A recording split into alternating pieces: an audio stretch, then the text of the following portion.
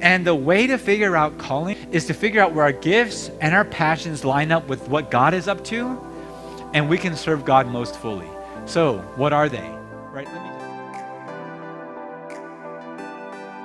What are they? Right? Let me just say this. I don't think he has like 10 billion purposes in our generation.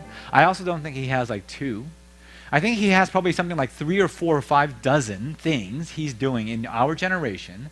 And I'll just give you an example of like 1 or 2 real quick. There's probably 5 that I've thought through and prayed through. And this is something that you want to seek out mentors for, to figure out how do you line up your gifts and passions.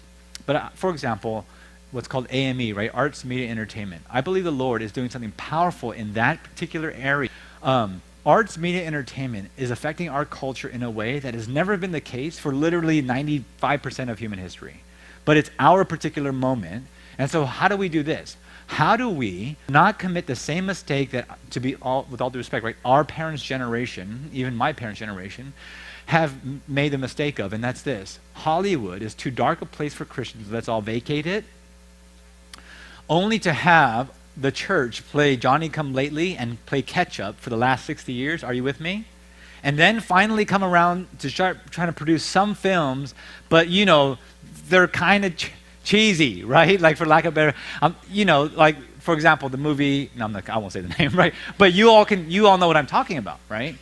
Because we go on and make our own little production company that's all a little small and it's all low budget or whatever. Whereas, I think of my good friend, he's on the Renaissance board, but Ralph Winter, some of you guys know him, he produced like X-Men, Mighty Joe Young, Star Trek, he's big time, right? Hollywood producer, Ralph Winter. So I was hanging out with Ralph one day, I said, Ralph, just curious, how do you do faith at work, right? Like, how do you bring your Christian faith, your Christian worldview to bear on your filmmaking? And do you witness on set? Like, I'm just kind of curious about how you do life there. And I wasn't expecting a particular answer. I wasn't gunning for an answer, but he said this. He said, Rich, I actually witness all the time on set. I was like, really? I wasn't expecting that. He said, yeah, I do.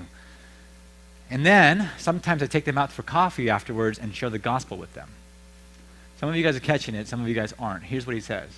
He says, I make films as best I can of the highest production value and quality I can, on time and under budget. I witness all the time. That's powerful.